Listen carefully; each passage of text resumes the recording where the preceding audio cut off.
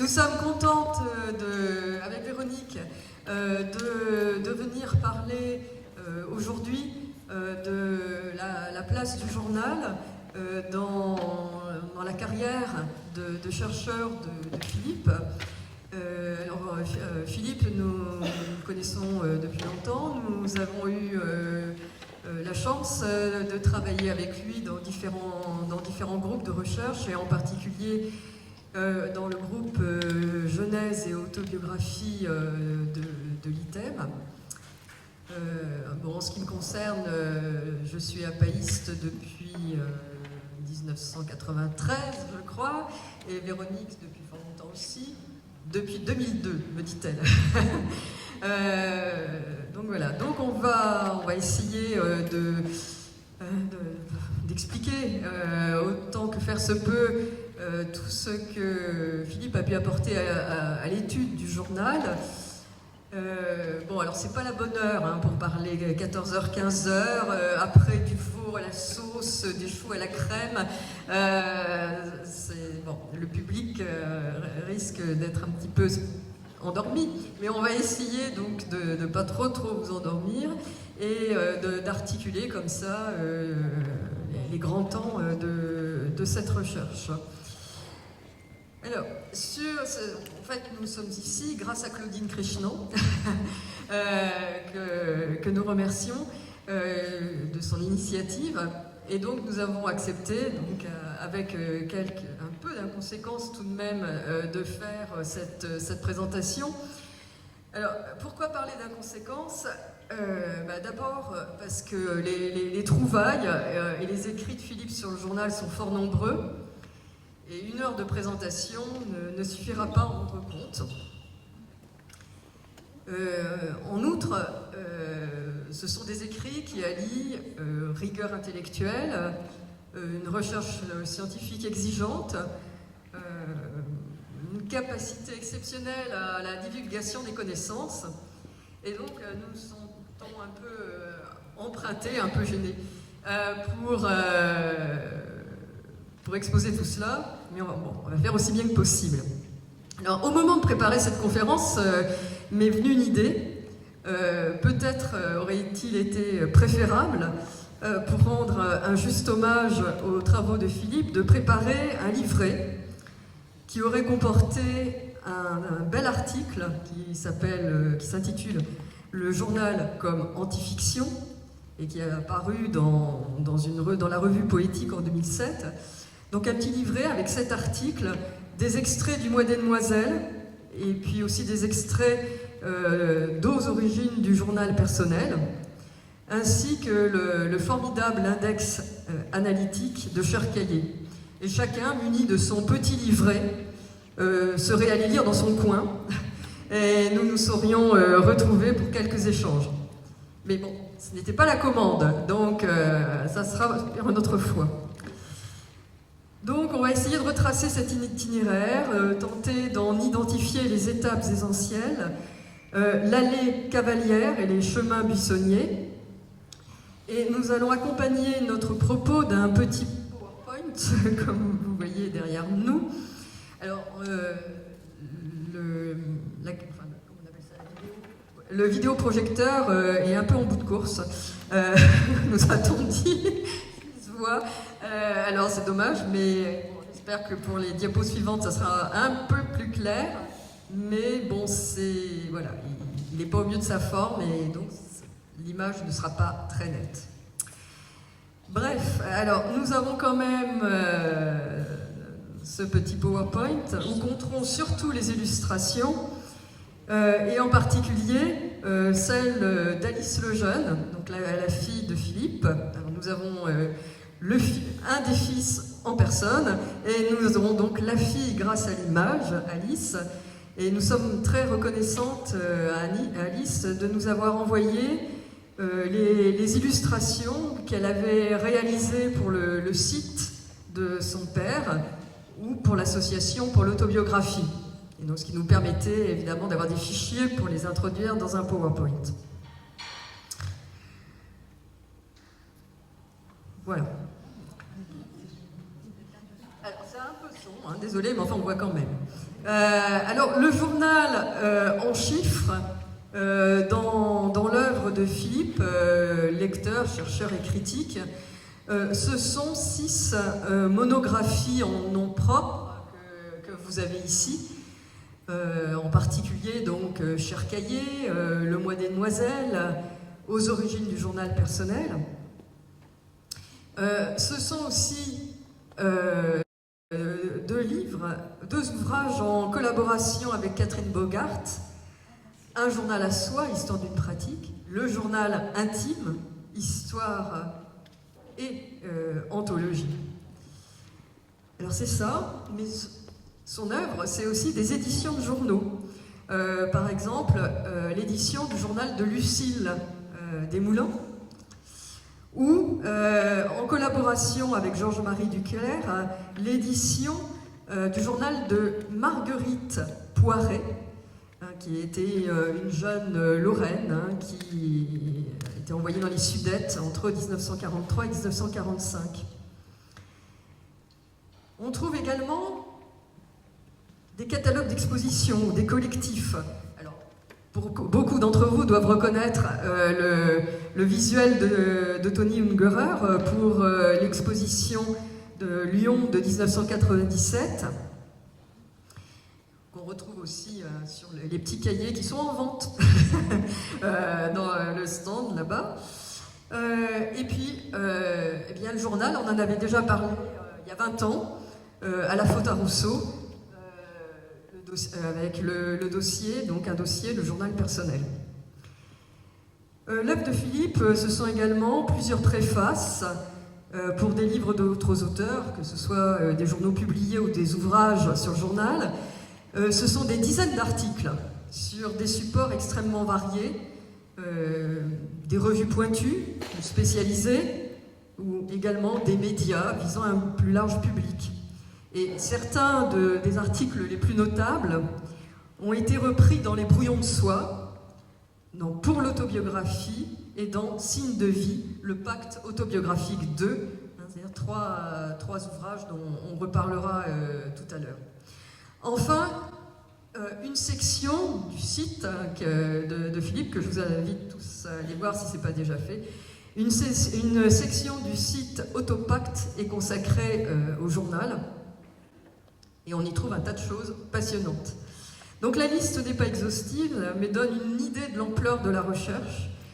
Et nous avons décidé d'explorer cette nébuleuse par 4 moyens. Alors, d'abord une vue d'ensemble, avec, on va essayer de dégager quelques lignes de force. Ensuite, bon, il a bien fallu choisir, la mort dans l'âme, donc on a choisi de faire un zoom sur un chantier particulier. Et puis, on mettra l'accent sur le journal, non seulement comme objet de recherche, mais aussi comme outil d'investigation. Et enfin, on terminera par le journal, sous une autre perspective, le journal comme trait d'union entre une recherche pointue et une ouverture à un plus large public. Allons-y, jetons-nous dans le grand bain. Panorama d'une recherche sur le journal. Alors, quelle est la place du journal dans l'itinéraire d'universitaire et de chercheur de Philippe? Au début, il y eut l'autobiographie. Le journal, comme outil et objet de recherche, n'est venu qu'après. Et globalement, Philippe l'a beaucoup écrit, il y a eu 2 cycles, disons, dans sa carrière d'universitaire. D'abord un cycle 1, entre 1969 et 1986, sur l'autobiographie, avec des publications qui ont fait date, en particulier le pacte autobiographique, mais aussi Je est un autre, ou Moi aussi. Puis un second cycle, si je peux dire, commencé au milieu des années 80, qui a continué jusqu'à la retraite et bien au-delà, dont la liste de réalisations indiquée précédemment vous donne une idée. Philippe donc a commenté ce passage du cycle 1 au cycle 2. Il explique, je le cite, qu'il a peu à peu désinvesti depuis les années 1980 par rapport à la construction autobiographique. Oui, moi, spécialiste d'autobiographie, je n'aimais plus l'autobiographie avec un grand A, mais je rêvais de textes autobiographiques morcelés, datés, suivant souplement au fil du temps, comme un journal, les métamorphoses d'une vie. Jusqu'aux travaux de Philippe, on s'était intéressé au journal, enfin bien sûr, mais on s'était intéressé d'abord et essentiellement aux journaux publiés. Et le plus souvent, aux journaux publiés d'écrivains connus, à savoir un genre littéraire. Avec Philippe, l'étude du journal n'est pas partie de l'univers des bibliothèques, mais des témoignages de diaristes contemporains, à savoir de la vie et de ses tâtonnements, ses temps morts, ses instants d'éternité. Autrement dit, le critique littéraire s'est fait sociologue pour aller décortiquer sur le terrain les pratiques des diaristes inconnus.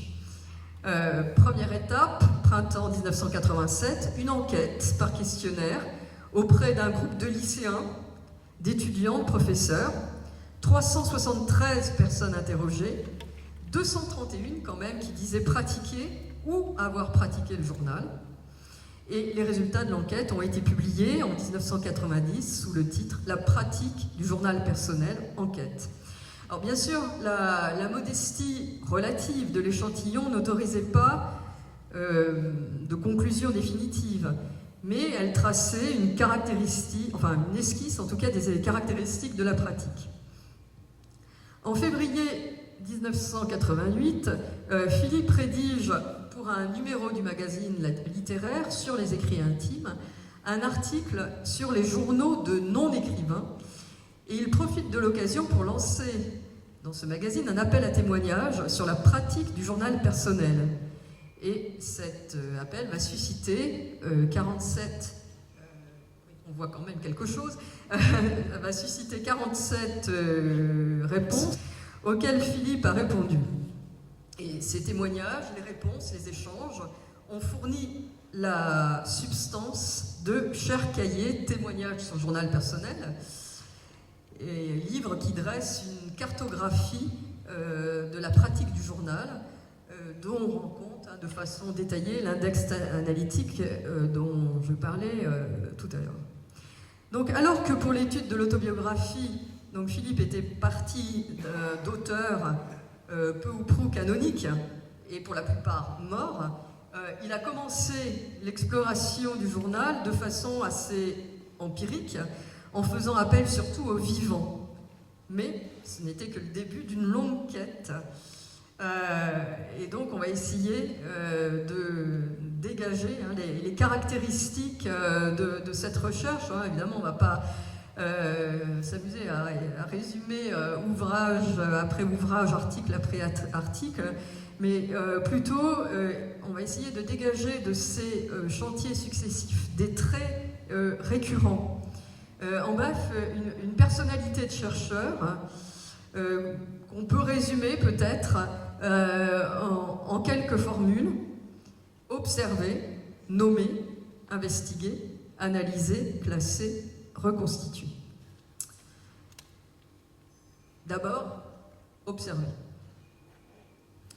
Lire un journal, vous le savez, c'est lire une suite de fragments datés écrits par une personne connue ou inconnue au fil du calendrier. Mais c'est aussi prendre en compte un objet, puisqu'un journal se définit par son support, un graphisme singulier, enfin quand le journal n'est pas tenu sur ordinateur, des dessins, éventuellement des objets collés, agrafés, cousus, encartés, ce que Philippe a appelé le journal herbier. Et là je le cite: « Le journal est pour celui qui le tient une trace unique, un peu comme une œuvre d'art.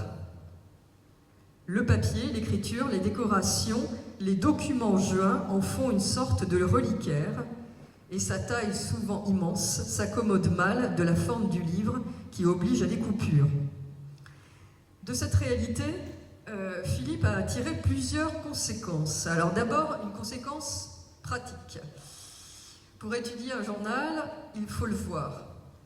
Et donc fréquenter assidûment les archives, publiques ou privées.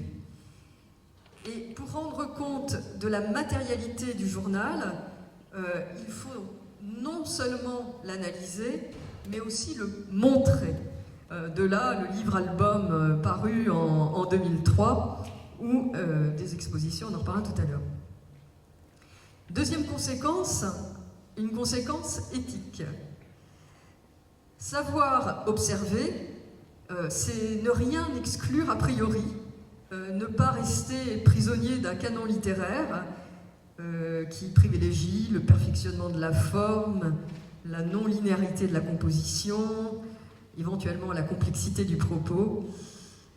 Savoir observer, ça consiste aussi à s'intéresser aux écritures dites ordinaires, aux textes inédits, aux publications tombées dans les oubliettes de la mémoire collective. Comme le suggérait Philippe dans une lettre ouverte sur le journal intime en réponse à un lecteur qui avait commenté avec condescendance la publication des témoignages de diaristes dans Cher Cahier, donc Philippe lui répondait « La littérature est comme la musique, comme le sport, elle ne vit que parce qu'elle est pratiquée par des millions de gens. » Savoir observer, mais aussi savoir nommer. Pour donner sa légitimité à un objet, il faut le décrire, mais aussi le nommer pour l'identifier et le faire reconnaître dans tous les sens du verbe. Et c'est là où le chercheur, critique, écrivain intervient. Un des talents de Philippe est d'avoir le sens de la formule et le sens de l'analogie concrète qui fait image devant les yeux du lecteur. On a parlé à l'instant du journal Herbier, mais il y eut aussi sous sa plume les journaux feuilletons, à savoir, je le cite, un journal que son auteur publie par tranches dans un temps relativement peu éloigné de sa composition. Un journal, donc, dont l'écriture s'offre à une lecture périodique, fragmentée. C'est par exemple les journaux de Julien Green ou de Claude Roy ou Charles Juillet, etc.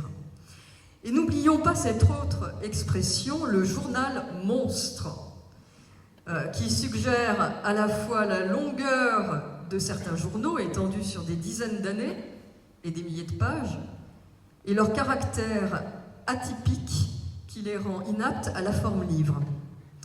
Mais, puisqu'on est à l'appât, citons aussi la réponse d'un diariste apaïste à cette innovation terminologique. Dans une chronique de la faute à Rousseau, qui date de 2011, Axel Hardivilliers explique qu'il tient lui-même un journal de 35 000 pages, manuscrites, mais que la notion de journal monstre le contrarie. Si ce mot, alors je le cite, si ce mot composé peut refléter l'effarement de l'extérieur que provoque une montagne d'écriture, il ne correspond absolument pas à l'état d'esprit des scripteurs, maniaquement persévérants, qui découvrent toujours a posteriori que leur écriture intime a pris l'allure d'une performance quantitative dépassant les normes. Et il propose sa solution, le journal fleuve.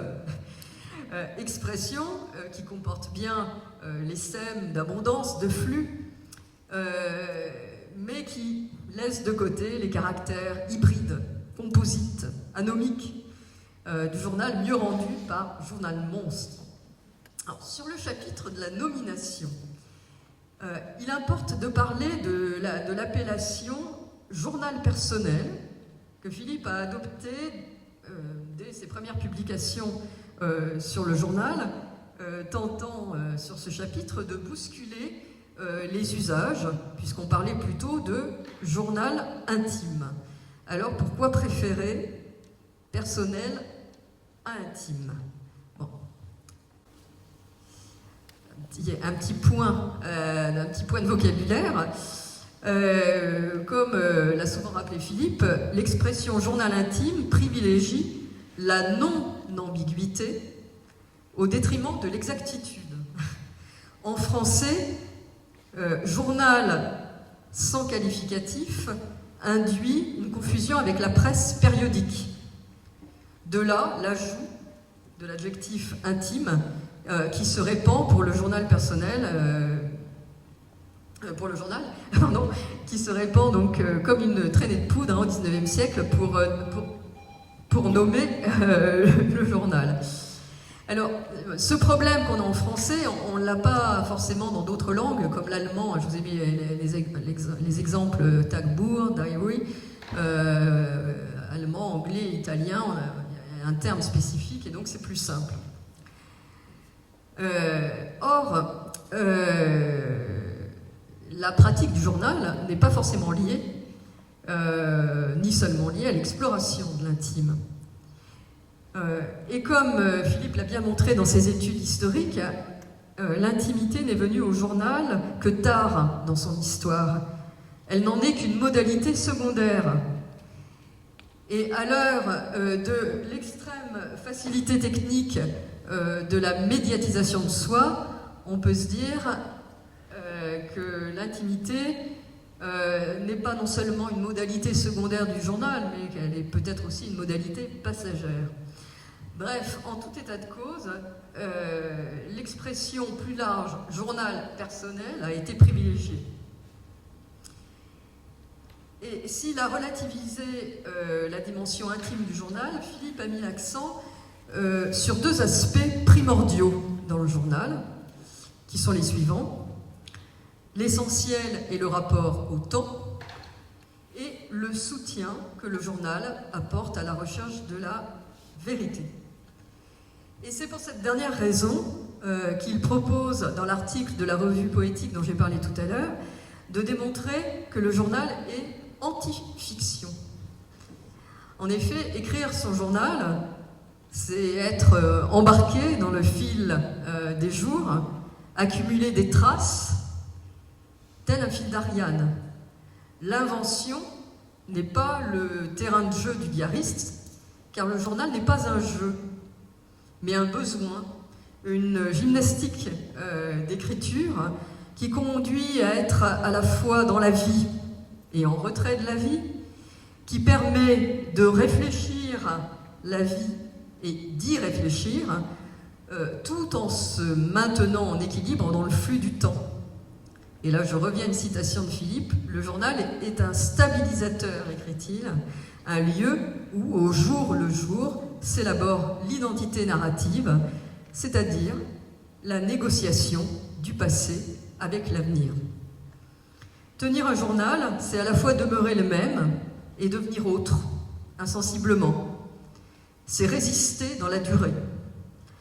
Journal anti-fiction, journal herbier, journal feuilleton, journal monstre, autant d'expressions qui donnent à la langue du chercheur des vertus à la fois didactiques et savoureuses.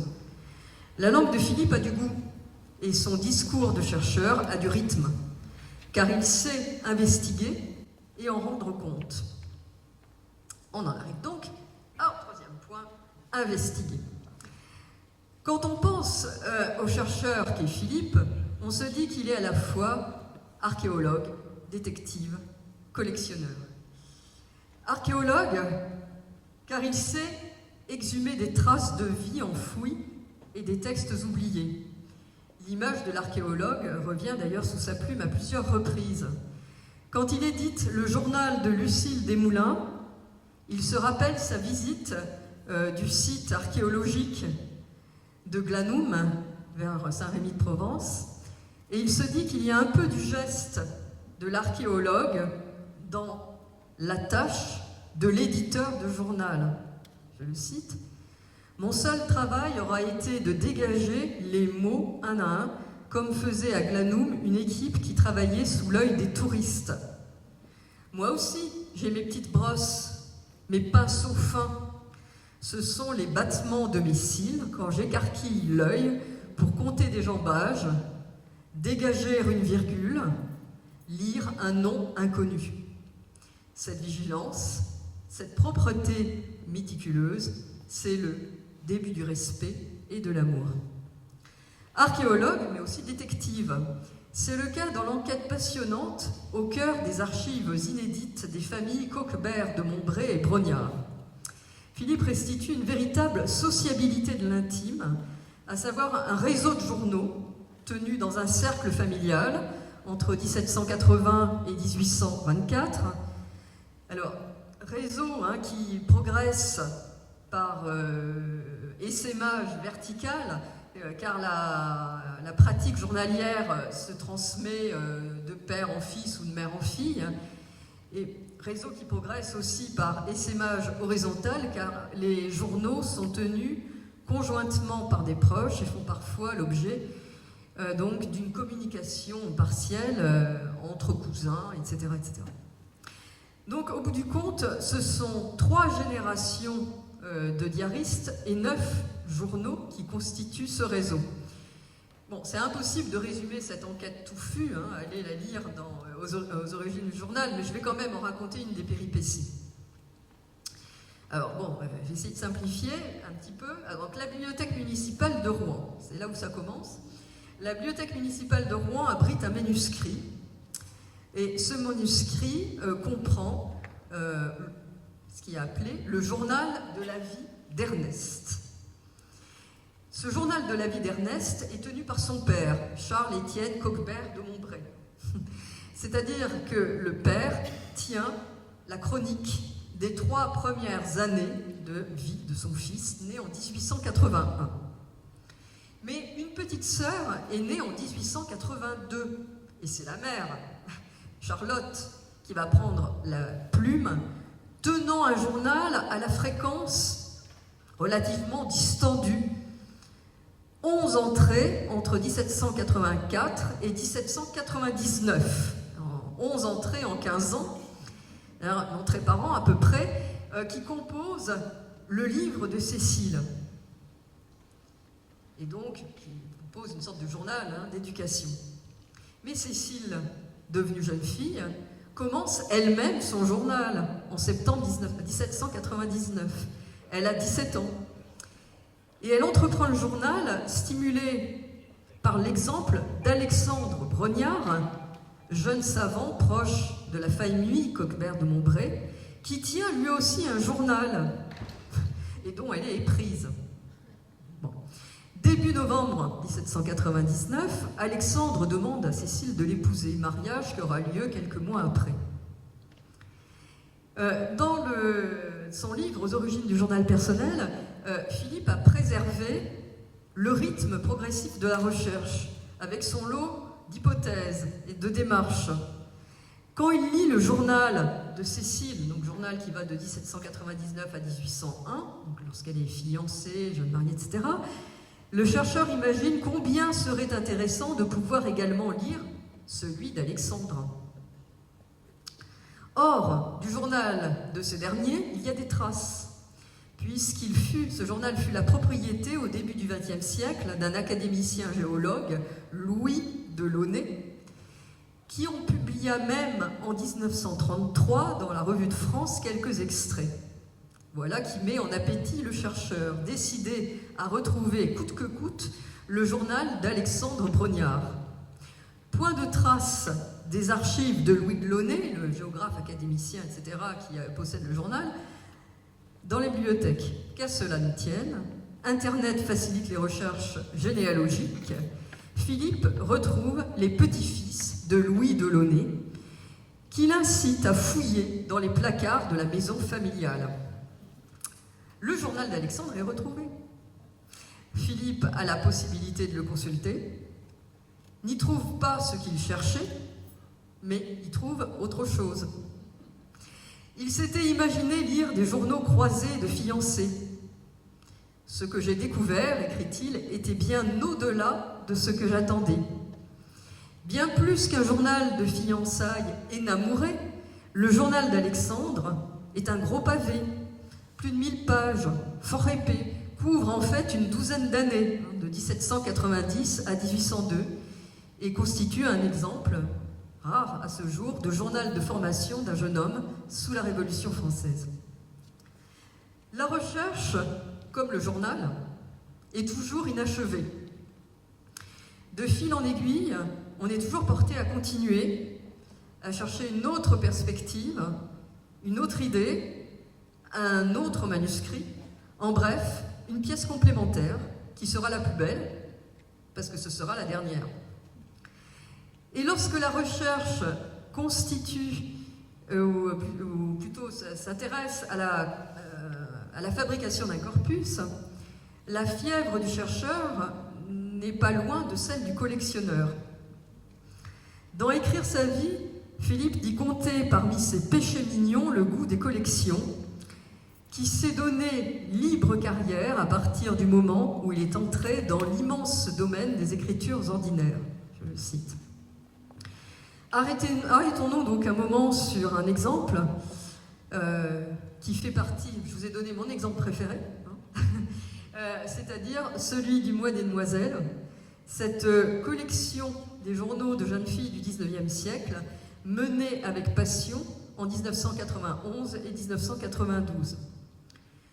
L'enquête et la quête sont lancées le 1er juillet 1991 par un appel sur France Culture.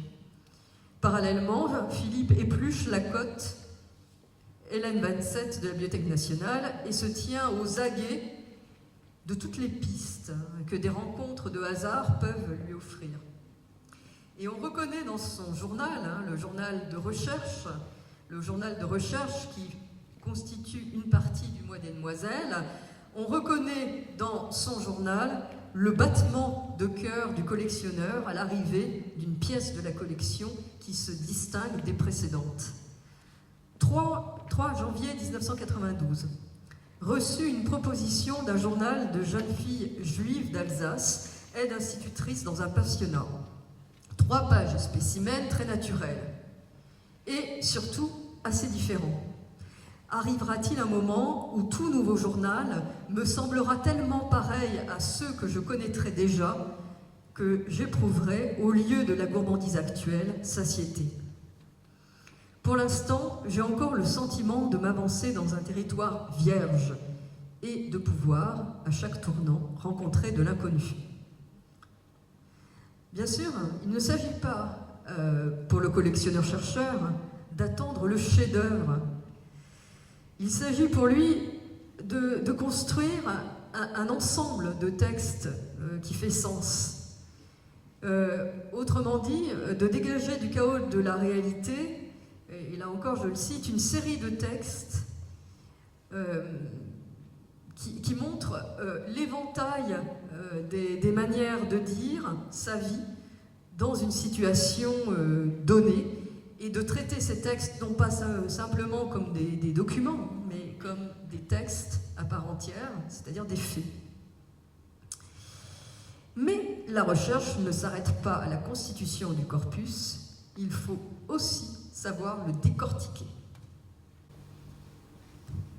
Donc l'étape suivante, je crois qu'il marche. L'étape suivante, une fois qu'on a amassé les joyaux, le butin et la collection, va consister à l'analyser, le classer et le reconstituer.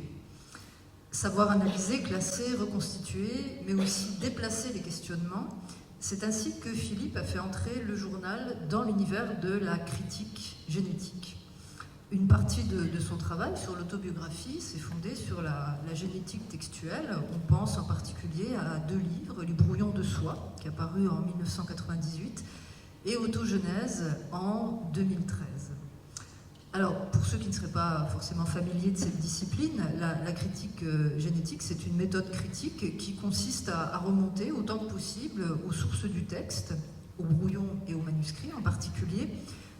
Alors, cette approche, elle est évidemment très très fructueuse dans le domaine de l'autobiographie, parce qu'on voit, pour le dire très vite, comment dans une autobiographie, chacun de nous, chaque auteur, peut construire une image publique. Et parfois, sous la pression des éditeurs ou sous la pression de leur ego, les écrivains, les autobiographes ont tendance un peu à lisser leur plume, au singulier et au pluriel du mot plume. Alors, a priori, le journal, lui, il n'est pas dans cette problématique-là. Donc, il est très hardi de vouloir appliquer les méthodes de la critique génétique à quelque chose qui est une pratique de l'instant, finalement. Mais Philippe, qui a de l'audace, théoriquement parlant, a l'idée de tenter l'aventure. Alors, dans un article important qui s'intitule « Le journal jeunesse d'une pratique », article paru dans la prestigieuse revue Genesis en 2011, et croyez-moi, ce n'est pas un mince exploit. Il va examiner la question de la frontière de l'œuvre quand on parle de journal, soulignant que, a priori, sauf à être vraiment très très bien renseigné, personne ne connaît la date de la fin de son journal, parce que la fin du journal peut coïncider avec l'extinction de l'envie de le tenir ou l'extinction de la vie, plus simplement. Donc modifier rétrospectivement des entrées, modifier le texte de son propre journal, c'est une dénaturation.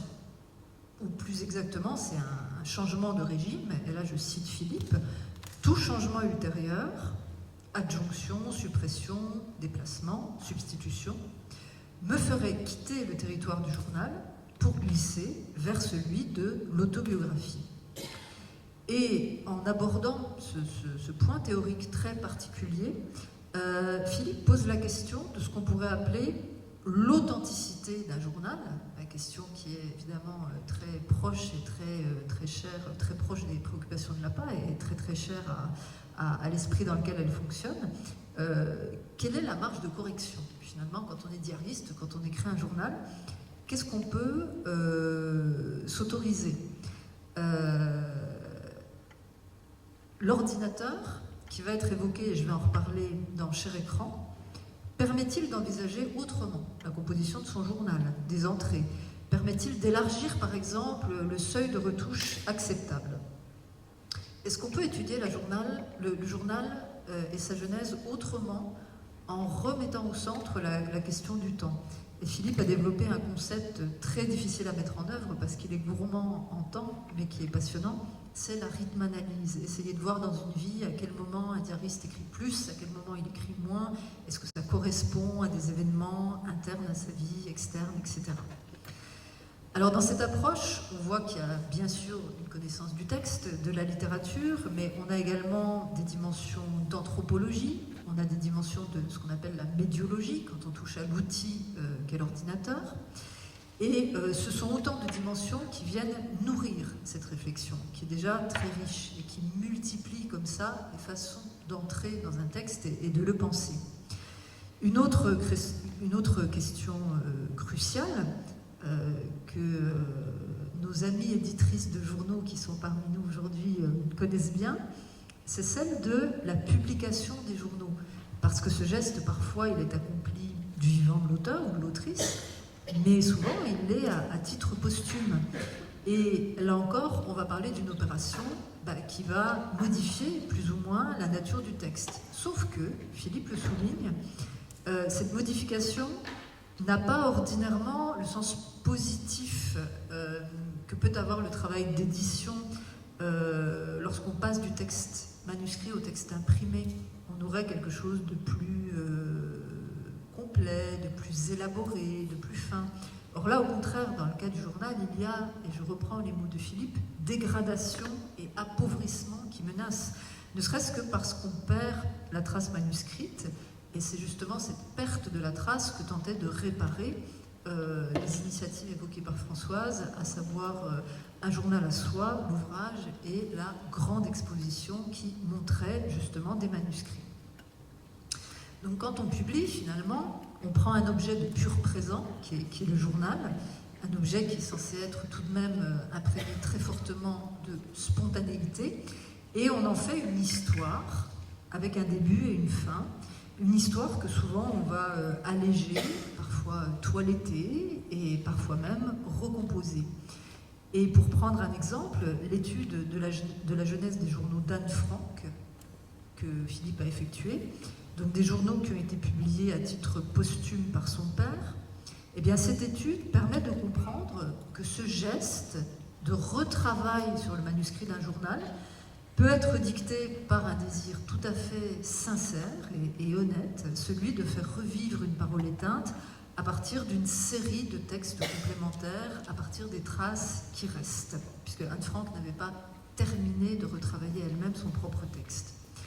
En ce sens, une étude scientifique comme celle qu'il mène, ça a aussi une valeur de preuve, une preuve presque judiciaire, dans ce cas d'espèce-là, puisque cette édition du journal devait quasiment faire face à des accusations de révisionnisme de la part de l'éditeur. Mais cette approche, elle nous invite aussi, nous les lecteurs, à nous questionner sur la différence qui peut exister entre de très beaux objets éditoriaux que l'on tient entre nos mains, des objets qui sont préparés, qui sont annotés avec soin et avec en plus le souci du confort du lecteur, qu'il puisse se repérer et comprendre quelque chose grâce à des notes, des chronologies, et le caractère râpeux, brut du journal manuscrit, avec ses répétitions, ses obsessions, ses échappées et ses aveux. Et comme toujours dans son travail, Philippe s'abstient de distribuer les bons et les mauvais points. Il n'y a pas de bonnes et de mauvaises pratiques, chacun fait comme il le peut, au mieux, en fonction des exigences de la situation. Mais le recours très audacieux et vraiment novateur qu'il a fait à la génétique textuelle est vraiment aussi une invitation à réfléchir à la responsabilité à l'heure de travailler sur ces textes, responsabilité qui est celle des éditeurs, des critiques, et même des lecteurs que nous sommes. Donc nous avons tenté de dresser un portrait du chercheur. Nous voudrions montrer la variété de ces chantiers. Alors, Philippe a lu, transcrit, analysé, monté en série, édité des journaux de toutes époques, 18e, 19e, 20e siècle. Son approche l'a conduit d'un côté à faire l'histoire du journal, une histoire fondée sur l'enquête et la découverte de textes qui permettaient de dessiner les contours d'une pratique naissante. Et de l'autre, il a sondé les formes les plus contemporaines du journal. Il s'est aussi intéressé à des diaristes de tous les âges. La toute jeune Ariane Grimm, née en 1968, qui avant ses 17 cahiers de mémoire tenus entre ses 10 et 16 ans, tente 5 débuts de journaux pendant son année de CE1. Il s'est intéressé à une cohorte de jeunes filles, de Lucille Desmoulins et son journal donc 1788-1793, à Franc et son journal en ligne de 1999, en passant par Claire Pic, qu'il faut mentionner quand on est à Ambérieux, Claire Pic, Catherine Pozzi, Anne Frank, Marguerite Poiré, la Claire née en 1962 et son journal Herbier, et combien d'autres dont Philippe fut le délicat porte-voix. Et n'oublions pas tous les écrivains et écrivaines, connus, méconnus ou inconnus, jeunes ou vieux, dont Philippe nous a fait redécouvrir les cahiers. C'est Stendhal, Benjamin Constant, Maurice de Guérin, Henri-Frédéric Amiel, dont il décortique les débuts de journaux. C'est Pierre-Hyacinthe Azaïs, né en 1766, musicien et philosophe, qui a tenu de 1811 à 1844 un journal anniversaire. Ça va faire une idée pour vous, je le sens. Un journal anniversaire, à savoir 365 journaux particuliers, un pour chaque jour de l'année. Un système pratique, on veut faire des comparaisons à travers le temps.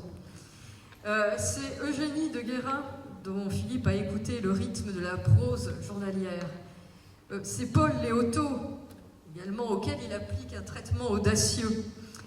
Il compare une conversation de Léotot avec Julien Binda, autre écrivain, et cette conversation, elle s'est tenue en fait en septembre 1950. Et elle a été enregistrée à l'insu des deux vieux écrivains dans un studio de l'ORTF par un technicien que la conversation avait dû amuser. Et donc Philippe a comparé, et c'est un article absolument succulent, cette conversation avec ce que Léotot en a retranscrit le soir même dans son journal. Autre écrivain mis à l'honneur, Claude Mauriac, dont il scrute les vertigineux montages réalisés par l'auteur dans le temps immobile, à partir de son journal original. Autre exemple, je ne les citerai pas tous, Jean Donostia, dont Philippe nous avait présenté en juin 2010, lors d'un séminaire de l'ITEM, un des volumes de journal intitulé « 50 rues de Combray », composé en 1975-76, où le diariste, pour explorer ses souvenirs d'enfance, s'appuie sur la lecture et le commentaire d'un autre journal, celui de celle qu'il appelait sa tante Marion.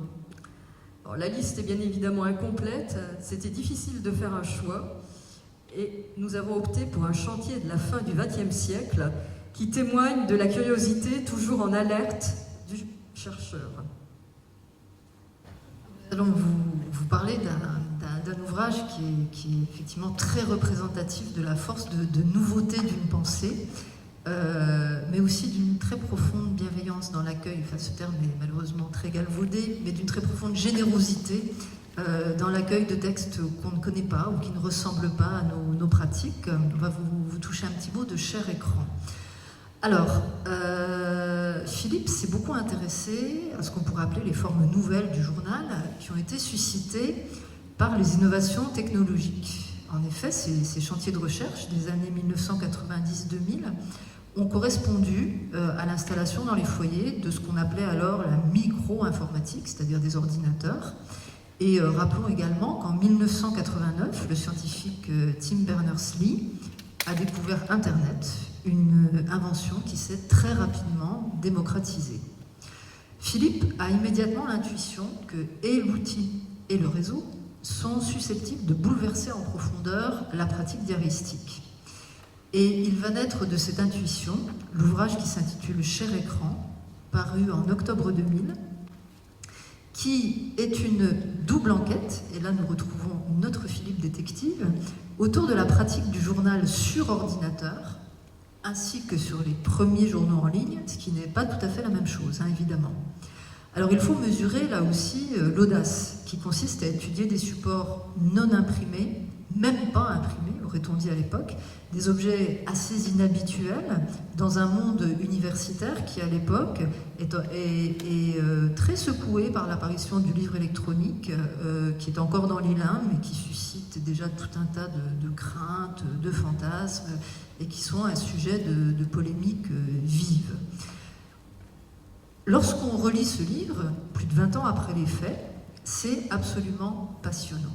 Puisque, bien sûr, comme tout livre qui traite d'un phénomène d'actualité, certaines remarques ont été démenties par la suite, notamment, justement, tout ce qui touchait à la bienveillance qui entourait à l'époque ces cercles très fermés d'internautes, cette impression de cocon, d'entre-soi, de fraternité qui soudait les premiers groupes de diaristes en ligne. Là, je ne vous fais pas un dessin, nous n'en sommes plus là aujourd'hui.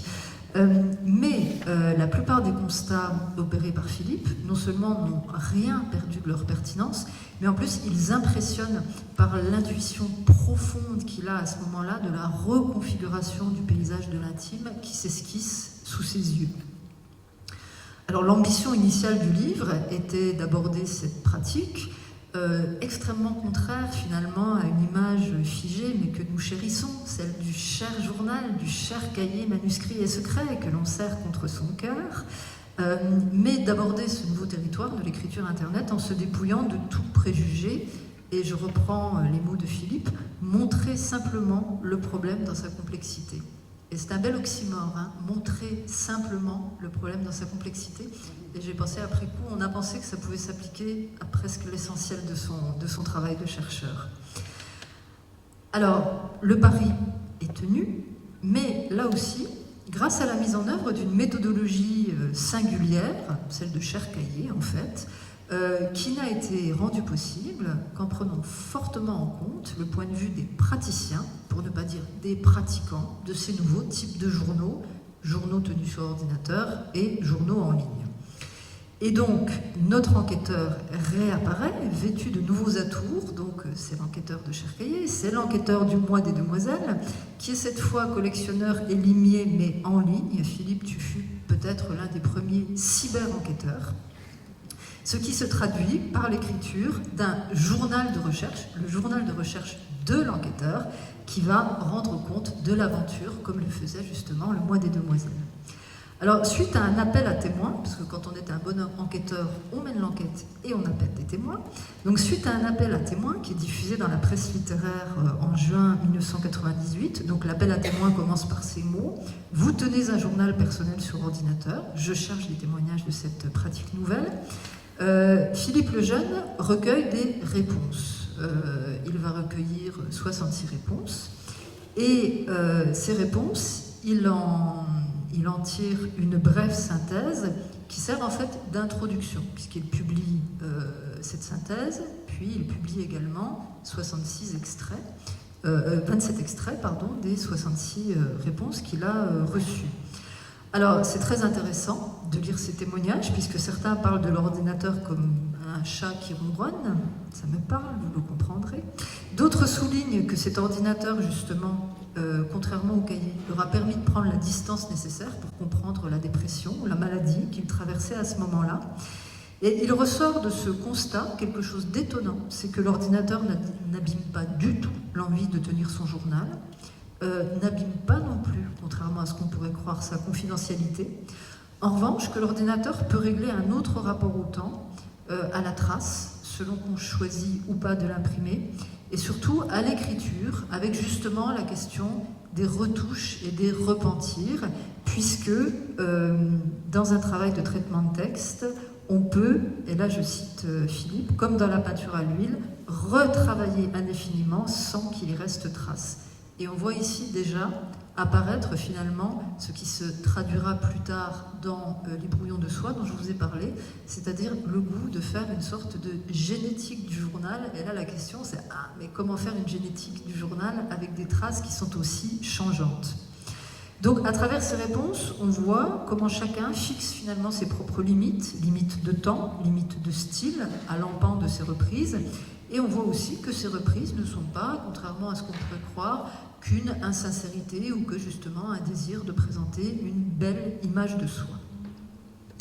Alors, on a franchi le cap de l'ordinateur, mais on ne s'arrête pas en si bon chemin, puisque dans la deuxième partie, notre détective collectionneur s'est immergé dans le monde encore naissant des journaux en ligne. Et là encore, pour un ouvrage qui a presque 25 ans, on voit transparaître une problématique qui va devenir déterminante, c'est-à-dire le mouvement, le flottement accéléré des frontières entre ce que l'on perçoit comme intime, donc intime, secret, caché, au plus proche de nous, et ce que l'on accepte de livrer à autrui. Donc on voit déjà apparaître dans cette étude qui a plus de 20 ans la porosité qui va être de plus en plus grande entre la sphère publique et la sphère privée, et on voit la naissance de ce que Serge Tisseron, plusieurs années après, en 2011, nommera l'extime, dans un espace spécularisé, dans un espace où tout le monde regarde finalement, qui est celui du web. Alors la gageure de Philippe, c'est de lire sans juger, malgré un sentiment premier de, et là je le cite, caricature ou de prostitution. Et plusieurs des témoins qu'il a interrogés dans la première partie de l'enquête sur le journal sur ordinateur disent soit, oui pour moi le journal sur ordinateur ça ne pose pas de problème, mais le journal sur le web, quelle horreur. Et certains ont des mots très durs, ils parlent d'indécence, ils parlent de déballage de soi. Et Philippe, lui, tente régulièrement d'adoucir les siens de mots, et notamment parce qu'il questionne à intervalles réguliers sa légitimité pour en parler. Et là encore, il le fait sous la forme d'un journal de recherche, et il écrit « J'ai choisi la forme journal pour exprimer ma subjectivité ». Et dans ce journal, il se surprend à voir qu'il se laisse charmer par 4 sur 6 des journaux qu'il est en train de lire, alors qu'il pensait que ces journaux, il n'allait pas les aimer. Et très sincèrement, il raconte sa volte-face, et ben non, je pensais que je n'aimerais pas, et finalement, j'ai changé d'avis. Et pour ce corpus-là, comme pour ces autres chantiers, le démon de la théorie, le vilain démon de la théorie qui guette tout universitaire, va s'effacer justement devant l'enquête et presque au-delà dans ce livre par les échos en sympathie, pour reprendre une terminologie chère à Lapin, qu'elle va susciter chez Philippe. Nuit après nuit, le chercheur s'aventure sur le net, lisant tout ce qu'il peut, et dans ce journal de lecture et d'analyse qui associe presque en temps réel le lecteur du livre, cher écran, à l'exploration, L'enquêteur commente avec humour et parfois un peu d'humeur quand il est fatigué ceux qu'il suit au fil de leur publication. Alors du côté des déceptions, il y a le mélo crème fouettée d'Arlène et de Pascal qui l'en vient à soupçonner d'être un faux couple. Il dit c'est pas possible, tant de crème chantilly là. Il y a ce qu'il appelle les raplapla et les chichiteux. Et puis du côté des bonheurs, il y a un jeune homme qui se fait appeler Mongolo, jeune étudiant en informatique, qui a le même âge que le fils de l'enquêteur. Et ce jeune étudiant analyse finement les ressorts de sa pratique, à tel point que Philippe le Jeune se dit « mais ces gens-là, il faut que je leur parle ». Donc il va envoyer des messages pour pouvoir rentrer en contact avec eux et discuter de leur pratique. Et à chaque fois, il réinsère ce droit de réponse ou ces retours critiques dans une sorte de postface qui est en fait un autre pan du journal de recherche. Le journal de recherche est en 2 parties, avant, après. Donc il y a un véritable dialogue qui se noue avec ces enquêtés, mais également avec le lecteur que nous sommes. Et parfois, les dernières pages du livre vont trahir cette petite chose, comme lorsque, par exemple, Philippe écrit « J'avoue avoir plaisir à bavarder avec », là il y a un point de suspension, « avec vous ». Et ce « vous », c'est à la fois les gens à qui il écrit, les gens qui lisent la nuit, mais c'est nous aussi, à qui il fait part de ses recherches. Et il écrit « Ça me ferait deuil d'arrêter ». Et il a du mal à clore ce journal de recherche. Donc on a ici un exercice d'accueil, de remise en question, qui va dresser un portrait vivant, par bien des points toujours d'une grande actualité, comme je vous le disais, du paysage en ligne, et qui va poser des questions de fond, à savoir la permanence du geste d'écrire, le goût du secret, qui hante peu ou prou chaque diariste, la volatilité des écrits, le besoin de nouer des liens communautaires pour une pratique solitaire, et le paradoxe d'une visibilité planétaire qui n'empêche pas les diaristes de se croire seuls au monde. Et si vous tenez le choc, ça va, vous tenez le choc? Bon, très bien. Vous êtes braves, vous êtes valeureux. D'accord. On va vous parler, peut-être en accélérant un petit peu, du journal comme outil de recherche, puisque je vous en ai dit quelques mots. Une des préoccupations de Philippe le Jeune, et ça c'est quelque chose de capital hein, dans son travail de chercheur, c'est d'éviter les théories trop écrasantes ou les constats trop définitifs. Il ne souhaite pas généraliser à outrance, et vous savez, ce fameux pacte autobiographique, qui est maintenant, pour beaucoup de lycéens, l'alpha et l'oméga de la recherche en autobiographie, il a dit à plusieurs reprises qu'il aurait préféré que dans son esprit à lui, c'était plutôt un point de départ qu'un point d'arrivée. Donc la remise sur le métier de sa méthodologie, celle qu'il a utilisée en tant que chercheur en autobiographie, elle peut tout à fait s'appliquer à son approche du journal. Il écrit « Le but n'est plus d'établir un corpus avec des fixités rassurantes, mais de comprendre la variabilité historique qui s'ouvre à la fois vers le passé et l'avenir. » Alors, ça ne signifie pas à renoncer à penser un phénomène dans sa globalité, ce serait mal connaître notre enquêteur-collectionneur, mais c'est plutôt de prendre en compte dans sa vision tout un entour, les circonstances pratiques, financières, familiales, sociales, qui entourent l'écriture d'une autobiographie ou la tenue d'un journal. Philippe confesse dans Cher Écran qu'il se sent plus l'âme d'un Montaigne que celui d'un Descartes. Donc je vous ai touché un mot justement de ce dialogisme qui était mis en œuvre dans Cher Écran. Et il le fait, ce journal de recherche, parce qu'il a le sentiment qu'une position de retrait ou d'observateur extérieur ne peut pas suffire. Il parle d'aller sur le terrain, de ne pas se comporter comme l'ethnologue qui fraternise avant de repartir. Donc ça signifie d'accepter les volte-face, les contradictions, et on le voit à plusieurs reprises aussi bousculé dans ses propres certitudes. Et ça, il n'hésite pas à le dire et à l'écrire dans ses journaux de recherche. Je pensais que, mais finalement. Et il insiste également beaucoup aux origines du journal personnel sur les limites individuelles de la compréhension de chaque lecteur, de chaque chercheur, parce qu'on n'a pas tout en main. Il y a des archives manquantes, il y a des textes détruits, des textes disparus. Et cette modestie qui imprègne l'œuvre et qui n'a vraiment rien d'une posture, va nous inviter, nous, qui sommes chercheurs, à mettre de l'eau dans notre vin théorique. On élabore non pas seulement à partir de ce qui est, mais on élabore surtout à partir des traces que le temps nous a laissées, à partir des langues qu'on lit et qui nous ferment celles qu'on ne lit pas, à partir de ce que l'on sait sans toujours être conscient de ce que l'on ignore. Donc finalement, enquêter en prenant un journal, son journal de chercheur comme boussole, c'est assumer que la subjectivité est partie prenante de l'enquête, qu'elle va l'enrichir et la complexifier. Et un autre très bel exemple de cette démarche est donné par l'étude intitulée « Nous autres avoquois », publiée aux éditions du Mot Conduit, et Laurence est parmi nous aujourd'hui, qui est un livre qui a été écrit par le parrain de Philippe, André Pézard, et il a choisi, Philippe, de rendre compte, dans une chronique au long cours, qui là aussi s'apparente beaucoup à un journal de recherche et à un carnet de bord, de cette recherche, donc ses progrès, la découverte incessante et en même temps complètement affolante de nouvelles archives qui sont très très nombreuses pour Pézard, puisqu'il y a à la fois un carnet de guerre, mais un carnet antérieur à la guerre, des lettres, de la correspondance, un dactylogramme et même des photographies prises sur la butte de Vauquois. Et on voit, à travers ce journal de recherche, ce que d'ordinaire on ne voit pas quand quelqu'un fait une recherche en génétique, c'est-à-dire ce tropisme à la Sherlock Holmes, les emballements, les déceptions, le vertige et parfois le découragement devant l'ampleur de la tâche, et la joie immense quand on tire les fils, on trouve les archives et qu'elles se répondent. Et c'est ainsi, par facettes, que le chercheur, mais aussi Filleul, a déplié un millefeuille archivistique qui était très complexe. Il nous fait vraiment beaucoup voyager, hein, de Marseille à Varsovie. Et on entend dans ce livre la voix du Filleul, justement, et de l'homme, qui est taraudé par une interrogation plus intime qu'une simple interrogation scientifique.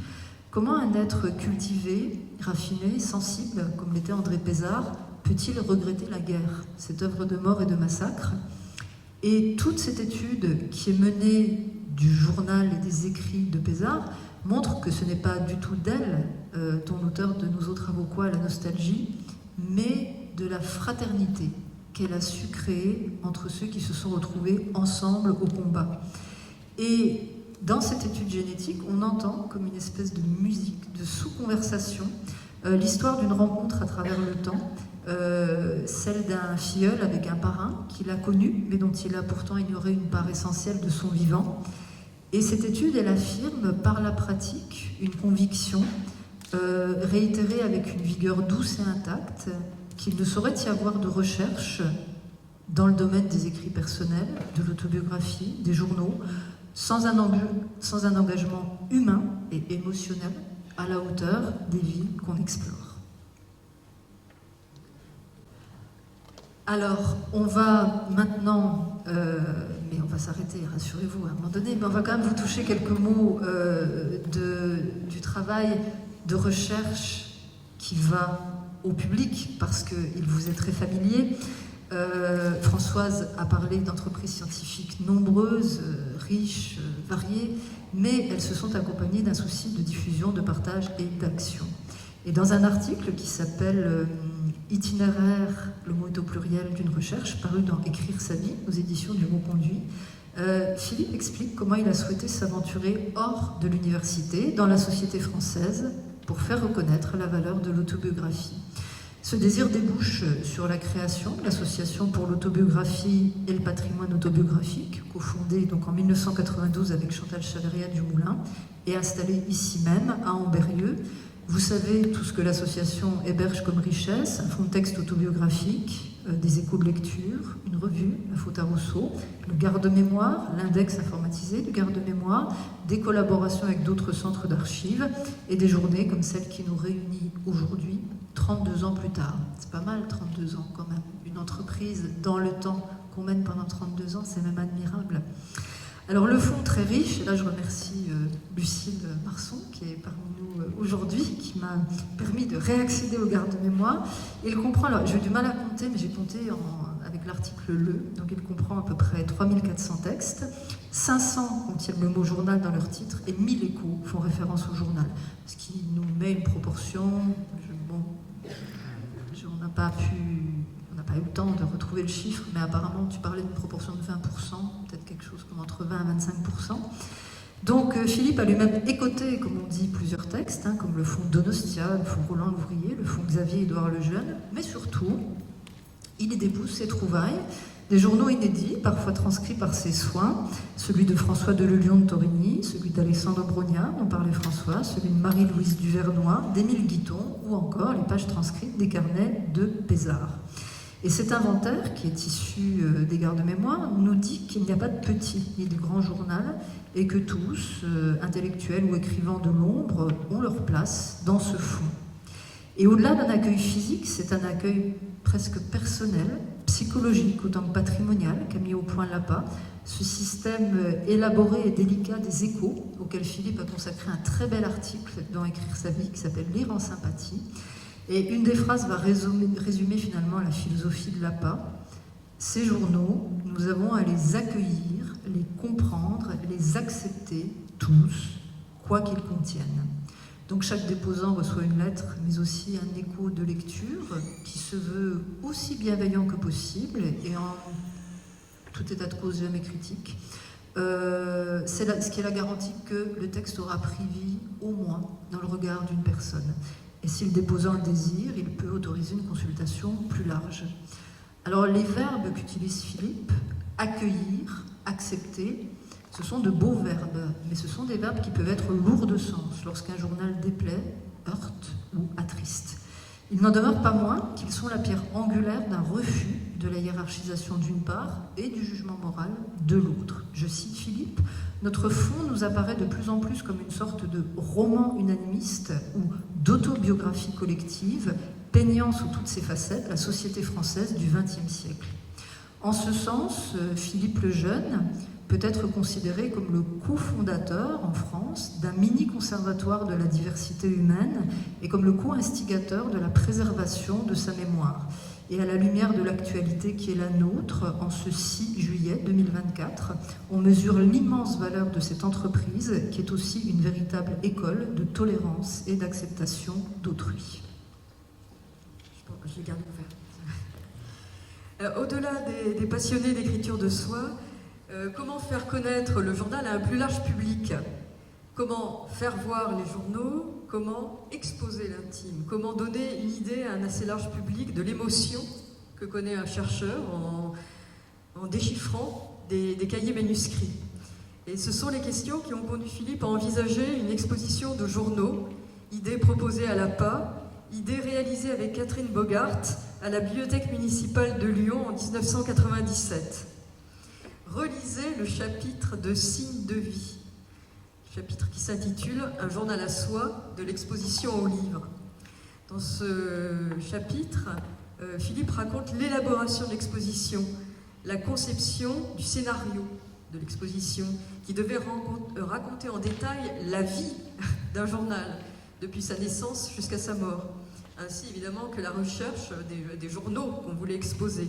Plus de 200 journaux ont été exposés, d'auteurs connus ou de diaristes obscurs. Je me rappelle être allée de Blois à Lyon pour voir l'exposition et l'avoir visitée avec jubilation. Il m'en reste seulement quelques images, rendues brumeuses par l'oubli, celles de superbes livres de bord du XVIIIe siècle, les lignes tassées du journal de Lucile Desmoulins, les planches d'un livre de Wolinski, Le Bécoteur, journal intime d'un lycéen qui ne pensait qu'à ça. Et dans la brume ouatée de ma mémoire infidèle, une seule image vraiment nette, celle de la longue vitrine murale où étaient abrités les 17 cahiers de mémoire d'Ariane Grimm, chacun ouvert à une page. De l'exposition naîtront d'autres idées, d'autres initiatives, toutes destinées à donner couleur, voire mouvement, à l'écriture vive du journal. Ce sont par exemple, j'ai déjà cité plusieurs fois, le beau livre-album paru en 2003 chez Textuel. C'est aussi la réalisation sur Arte d'une soirée thématique sur le journal en 1998, journal intime, strictement personnel, avec parmi les documentaires de la soirée, un film réalisé par Roland Allard sur le journal d'Ariane Grimm, Bonjour Petit Copper. Alors, après avoir longuement éprouvé votre patience, nous allons conclure, enfin, pour dire que la contribution de Philippe à l'étude du journal est donc originale, vous l'avez compris, décisive, véritablement radicalement nouvelle. D'abord parce qu'il a tenu à envisager cet objet comme une pratique, avant de considérer le journal comme un objet littéraire.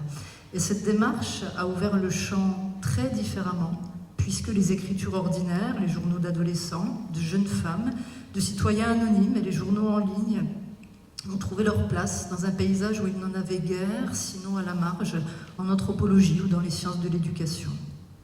Si on prend bel et bien en compte le mouvement, le texte brut et le geste qui produit le journal, celui-ci ne peut plus être lu seulement comme le produit de l'activité d'un écrivain, un produit fini, saisissable avec des outils stylistiques. Il nécessite, le journal, de recourir à l'histoire, comme aux origines du journal personnel, à l'histoire sociale, à celle des sciences et des techniques, comme dans Cher Écran, à la compréhension du contexte religieux, économique, familial, comme dans Le Mois des Demoiselles, qui a entouré sa production, à l'éclairage des contextes d'élaboration et d'édition. C'est donc une recherche d'une grande ambition qui a multiplié les prismes et qui s'attache à capturer, au plus proche, le mouvement de la vie, celui-là même que tente de capter le journal. Comment Philippe y parvient-il si bien ? D'abord, il y a un goût de la pédagogie et du gai savoir, distillé sans jamais une once de pédantisme. On ne lit pas un ouvrage de Philippe comme un essai ordinaire, on le lit plutôt comme une longue lettre, comme un journal partagé, et parfois même comme un roman plein de mystères et de rebondissements. On goûte son écriture, son style dont Françoise a parlé, toujours limpide, toujours fluide, aimanté par le souci d'être clair et compris. On goûte son élégance douce et sûre, qui est déployée pour mieux faire briller le butin d'orpailleur qu'il souhaite exposer à notre regard. Derrière le Philippe Lejeune critique, il y a un Philippe Lejeune écrivain, et c'est peut-être aussi sa merveilleuse aptitude à raconter des histoires qui contribuent à l'allant de sa recherche et à la portée pédagogique de celle-ci. Le lire, c'est avoir l'impression qu'un ami nous prend par la main pour nous inviter à voyager avec lui dans des terres encore vierges, encore inconnues. Bien sûr, il n'oublie pas les outils du cartographe, mais il sait faire primer l'observation. Il défriche et il déchiffre, obligeamment pour nous, les forêts d'archives. Il ne porte pas de jugement moral sur ce que les uns et les autres confessent, ni esthétique sur le produit fini. S'il en préfère certains, si d'aucuns l'agacent, car après tout on est humain, et cette humeur fait partie de l'aventure, ce n'est pas pour autant qu'il se voit rejeté ou condamné.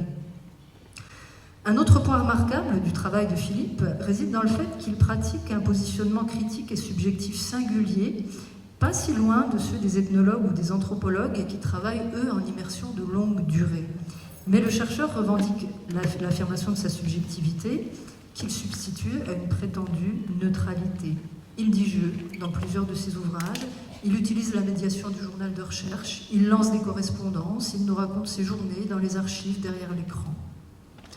On pourrait considérer que c'est contradictoire à la science, on pourrait être envahi par ses affects, mais pas du tout, puisque cette subjectivité, elle est d'abord là pour faire résonner la parole de l'autre, pour donner une forme de chair à ce qui pourrait lasser dans l'inventaire ou décourager dans la hauteur conceptuelle. Donc nous mettons nos pas dans les siens, au rythme de sa passion contagieuse, et nous redevenons l'enfant à qui on narre la grande aventure des journaux perdus et retrouvés, cryptés, décryptés, dispersés et reconstruits.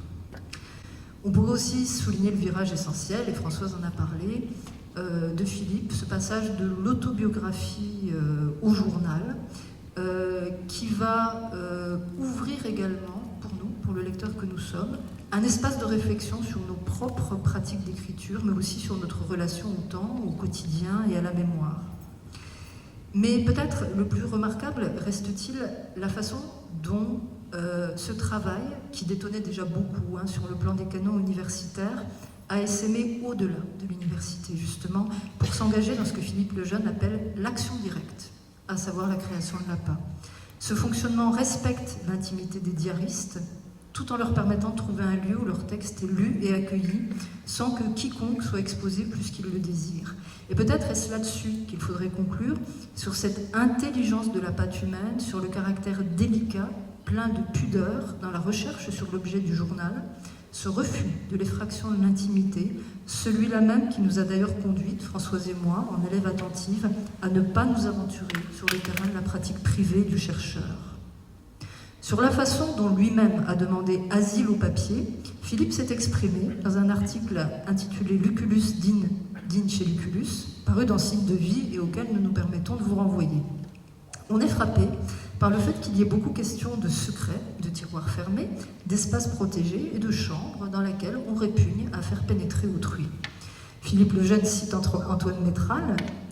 « Ainsi livré à moi-même, avec ces feuilles où j'imprime ma pensée comme des baisers secrets sur des lèvres tendrement aimées, je le déroberai au regard curieux des hommes. On peut aimer beaucoup cet objet fascinant qu'est le journal sans l'accaparer, sans se l'approprier, sans mettre le pied dans la porte, ni trahir le diariste.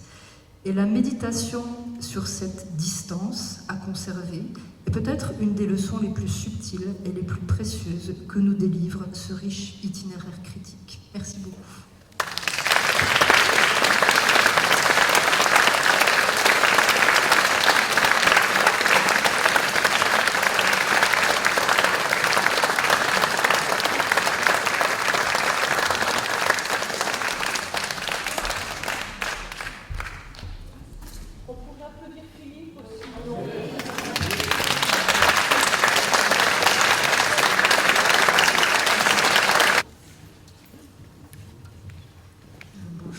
Merci pour cette perspective qui donne toute sa cohérence et toute sa finesse à l'œuvre de Philippe le Jeune, avec ce parcours non universitaire, insistons là-dessus quand même, et qui crée sa propre structure, l'APA, qui dure depuis si longtemps, etc.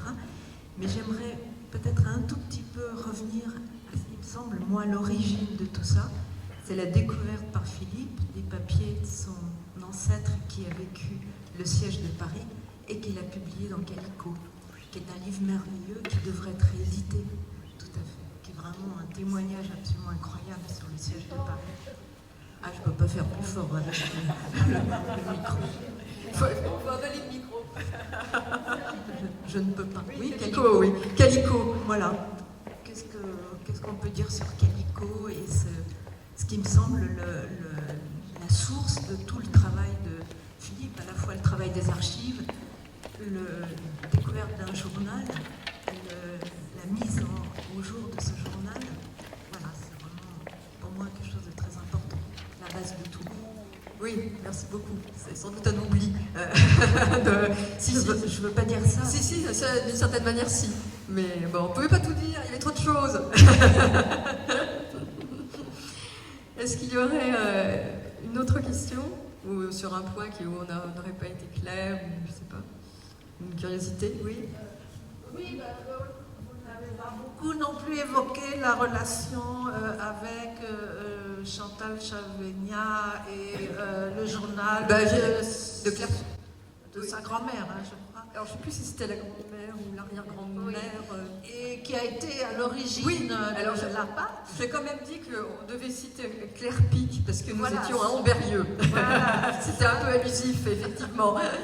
Voilà, ça nous donne envie de relire. Enfin, moi j'ai lu tous les livres de Philippe le Jeune, de les relire et de vraiment. Ces livres sont merveilleux. Celui que j'ai préféré, moi, c'est Le Mois des Demoiselles.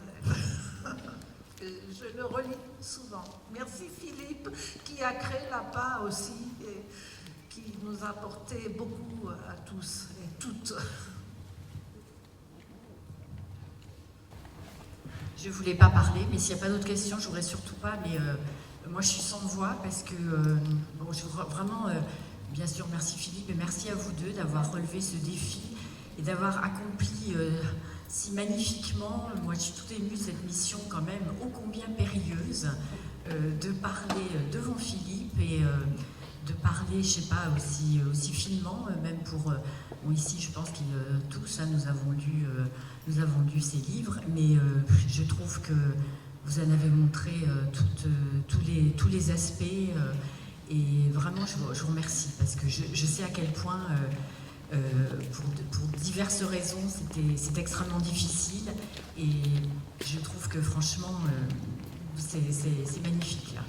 Vraiment. Et moi, j'ai été très, très touchée. Je suis très touchée par tout ce que vous avez dit là sur les différentes étapes et sur tous les aspects de son œuvre. Donc vraiment, merci à tous.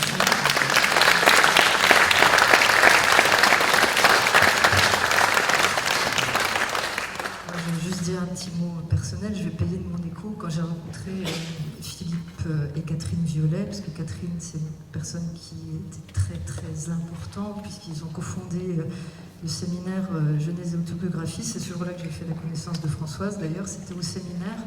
Et moi, je leur dois tout, parce que j'étais embourbée dans les méandres d'une thèse interminable sur la poésie contemporaine, j'étais complètement intoxiquée de langage, je n'en sortais pas, etc. Enfin, rien n'allait. Et ça a été comme vraiment renouer avec la vie, pouvoir parler de choses qui avaient un intérêt, pas seulement, je veux dire, dans les murs de l'alma mater, de l'université, mais pouvoir parler de quelque chose qui était en prise avec la vie. Donc pour te répondre, Claudine, à vaincre sans péril ou en triomphe sans gloire, parce que c'est un vrai plaisir et c'est une vraie chance, et peut-être que le fait de se connaître depuis longtemps, peut-être que l'amitié fait presque oublier à quel point le chercheur est extraordinaire. Et là, c'était l'occasion de refaire le voyage dans son œuvre, donc c'était une très belle proposition. Merci beaucoup.